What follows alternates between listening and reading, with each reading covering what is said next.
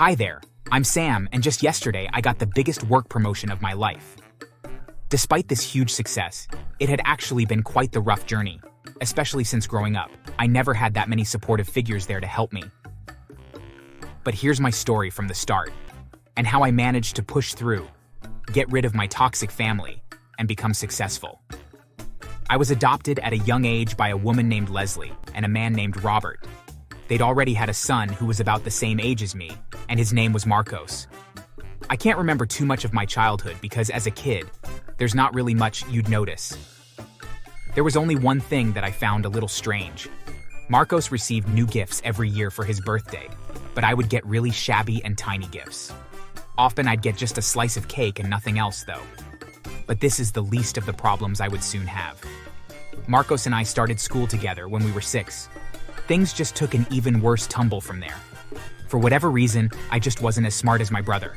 I wasn't even that bad of a student, but I wasn't as good as Marcos. Mom and Dad made sure to emphasize this. They would go out and get lots of delicious foods for my brother to celebrate his success, while I was sent to my room to be out of their sight. They would also only take Marcos on vacations, but later edit me in for their social media. This occurred for literally my entire life up to now. Why can't you be more like your brother? I should have adopted an infant baby. The older ones will never be successful. You're right, Leslie. We can just send the failure off with some money after he's 18. He'll manage, however. As a 6-year-old, I really didn't understand what Mom meant by this, but I'm assuming that she was upset by my grades. On the rare occasions that I got a score higher than Marcos, my mom would completely neglect me and begin sulking. I heard my mom telling Marcos that he has to absolutely destroy me in school. I felt a little threatened, to be honest, but it was whatever. As school got harder and harder, my life at home also progressively got worse. I watched as Marcos signed up for countless sports and activities, as well as tutors, but I got nothing. By the time I was 10, I didn't get a single celebration or gift for my birthday either, while Marcos over here was celebrating something new every week and getting all the love from my parents. Well, he wasn't getting love all the time. Often throughout the years, Mom and Dad would hold family reunions, and I was almost always taken along. When I was first adopted, Leslie had announced it to everyone about what she'd done, so I think it would be a little strange if you had a kid that you never brought out. During the reunions, Mom would begin speaking about me very highly in front of the relatives, and I could still remember just how impressed they were by my achievements. Obviously, she also boasted about Marcos, but these rare occasions were a chance for Leslie to show off how good of a person she was to adopt a kid. Where's my baby Sam? There he is! I just knew our family was missing something, and after Sam, he brought smiles to our faces and helped make our family more beautiful than ever. Did you know that Sam won the Perfect Attendance Award for almost every year? Yes, I just love my boy. We play football in the backyard every week just to help exercise ourselves and have some father-son bonding. Isn't that right? Oh, and of course, I can't forget the apple of my eye, Marcos. Marcos here is a straight-A student and on the baseball team. And he plays the flute as well, isn't he just my beautiful little musician? I knew damn well that my parents were lying, but I didn't have the heart to speak up. After all, the relatives weren't really my relatives. Would they believe their biological cousin or some random kid they adopted? By the time we were almost about to graduate middle school, Marcos was one of the most academically powered students and a great baseball player. I was struggling to get an A, but I still managed. I became quite depressed due to my parents, so I smoked for a little while but quit eventually. After this, I was able to keep my school scores at least a little bit afloat. My classes were hard, and I wanted to give up. But while I was in physical education, I discovered something about myself. I was really good at basketball. Even the PE coach offered to teach me more skills for free. I mean, now that I look back on it, I had the heights for it. And I always used to shoot hoops into my brother's basketball hoop when Leslie and Robert had taken Marcos out for their weekly treat. Among everyone that I'd met in my life so far, the only people that had ever taken a liking to me was the basketball coach and a guy in my algebra class, whose name was Jacob. Jacob wasn't the most popular, but he wasn't a loner either. He had actually quite the amount of friends, but for some reason, he decided to talk to me one day, and we've actually come to know each other pretty well. He also happened to get on the high school basketball team the next year. Jacob soon learned about my issues, and we had a long and thoughtful conversation about how I can manage to help myself while still living in this terrible situation. I agreed, and from then on, I knew that I had to take things into my own hands and not let anyone in my family bring me down. I didn't have a phone to contact Jacob, but I could email him through my brother's old computer. Since he was so spoiled, he'd never remember that one of his laptops was missing. For the next couple of weeks, I used my study hall time to learn basketball from Coach and Jacob, and I also conversated with Jacob back and forth. As high school started, Coach helped me enroll into the basketball team despite the deadline already being reached. While that was going on, I started noticing that Marcos was becoming more and more laid back. I had a few ideas in mind as to why he was becoming like this. Marcos was actually a certified genius with a high IQ, so maybe he thought that he didn't really need to work too hard to effortlessly get good scores in school. He'd also gotten a girlfriend and an yearly internship, so he probably thought his life was all set. This kind of mindset was very dangerous, but it was his life, not mine. I didn't dare to tell my parents about what I'd been doing because I was scared of them thinking that I was trying to take over Marcos's throne at home.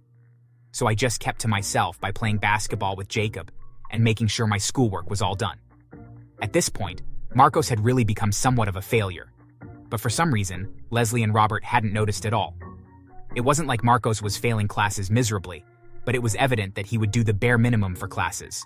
Anyhow, the years passed and I was doing really well in school.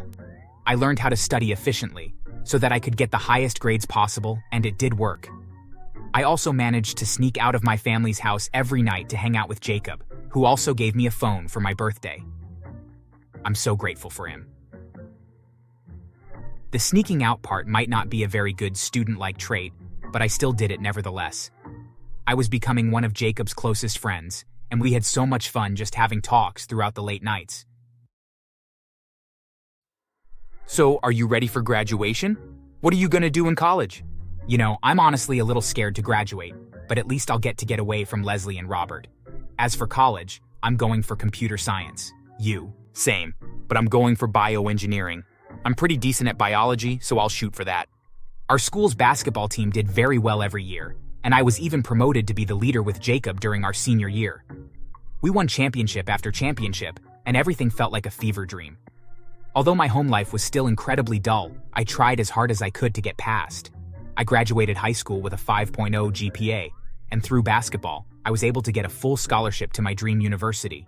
Jacob also got a scholarship to his university, which happened to be only an hour away from mine. As I was packing to leave, though, I was stopped by my family. I'd just gotten notice from Jacob that he was about to pick me up for the airport, and now this has to happen. Of course. Where do you think you're going? Mom, I got accepted to college, so I'm going to go and get my degree. You can't do that. You must have cheated on your exams. How did Marcos end up to be even worse than you? Don't ask me, Mom. Ask Marcos.